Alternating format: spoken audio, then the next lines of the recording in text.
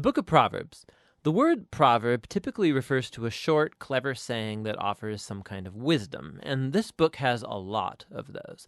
But they're almost all in the center section of the book, chapters 10 to 29. But there is way more going on in the book of Proverbs, especially at the beginning, chapters 1 through 9, and the conclusion, chapters 30 and 31. The book's been designed with an introduction, chapter 1, verses 1 through 9, and it first of all links this book to King Solomon. Now remember the story in 1 Kings chapter 3. Solomon had asked God for wisdom to lead Israel well. And so Solomon became known as the wisest man in the ancient world. And we're told in 1 Kings chapter 4 that he wrote thousands of proverbs and poems and collected knowledge about plants and animals. So Solomon was like the fountainhead of Israel's wisdom literature. So while not all the material in this book is written by him personally, he is where Israel's wisdom tradition began. The introduction says that by reading this book, you too can gain wisdom. Now, wisdom for most of us means knowledge, but the Hebrew word chokhmah means much more than just mental activity. It refers to action also. So think skill or applied knowledge.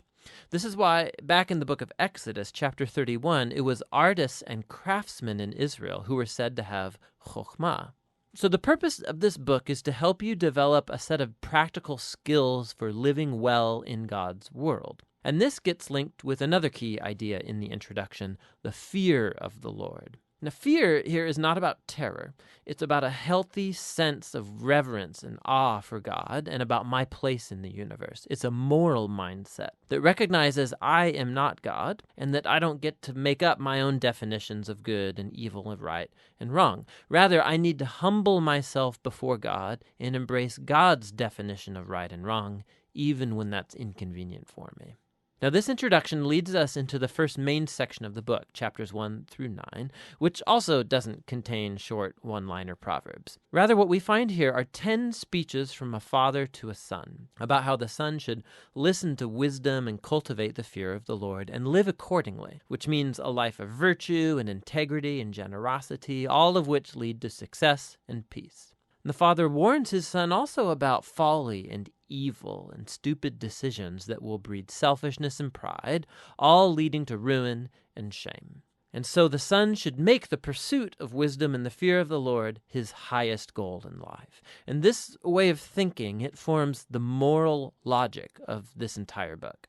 Now, these speeches from the father also clue us into what biblical wisdom literature is and how it's different from other parts of the Bible. These books explore how to live well in God's world, but wisdom is not the same as law, like what Moses gave Israel at Mount Sinai. And it's not the same as prophecy, divine speech to God's people. Rather, wisdom literature has the accumulated insight of God's people through the generations about how to live in a way that honors God and others. And so, through the book of Proverbs now, these human words about wisdom have been put together as God's word and wisdom to his people, which connects to the other thing you find in chapters 1 through 9. There are 4 poems from Lady Wisdom. Here, wisdom has been poetically personified as a woman who calls out to humanity to pay attention and to seek her.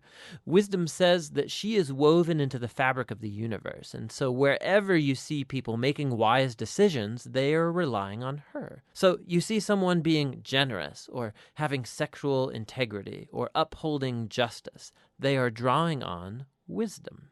These Lady Wisdom poems, they're a creative, poetic way of exploring this idea that we live in God's moral universe, and that goodness and justice are objective realities that we ignore to our own peril. And so fearing the Lord, living wisely, it's living along the grain of the universe. Now together, these 2 sets of speeches from the Father and Lady Wisdom, they make a powerful claim about this book, that you're not simply reading good advice, you're reading God's own invitation to learn wisdom from previous generations. And so in the next section of the book, chapters 10 through 29, we find hundreds of ancient proverbs, and they apply wisdom and the fear of the Lord to every life topic you could imagine: family, work, neighborhood, friendship, sex, marriage, money, anger, forgiveness, alcohol, debt, everything. And these are all filtered through the value system of Proverbs 1 through 9.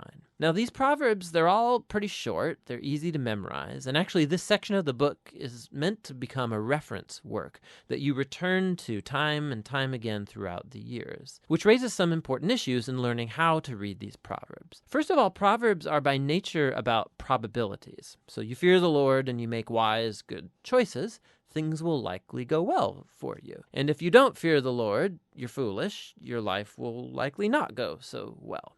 Now, that is all often true, but not always. Which leads to the next point, that Proverbs are not promises. They're not formulas for success. So, some Proverbs, for example. The fear of the Lord prolongs your life, but the years of the wicked are cut short. Or, train up a child in the way they should go, and when they're old, they won't turn from it. So yes, fearing God, being a moral person, will most likely lead to a better, longer life, and raising your kids in a stable, loving home does set them up well, but there are no guarantees. Lots of things can and often do go wrong in our world. And so lastly, Proverbs by nature focus on the general rule, but not the exceptions, which are many. And the wisdom books actually aren't ignorant of that. The exceptions are what the other wisdom books, Job and Ecclesiastes, are all about.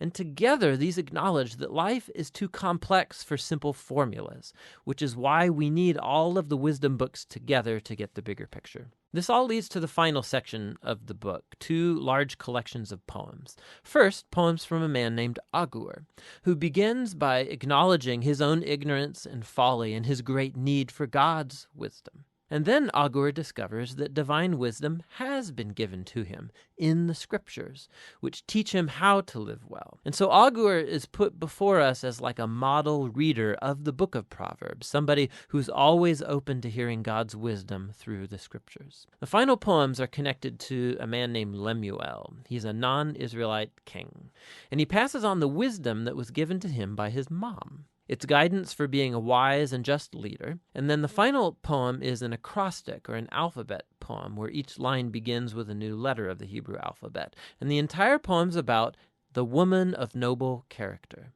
It depicts a woman who lives according to the wisdom of Proverbs and stands like a model of someone who takes God's wisdom and then translates it into practical decisions in everyday life, at work or at home, in her family and in her community.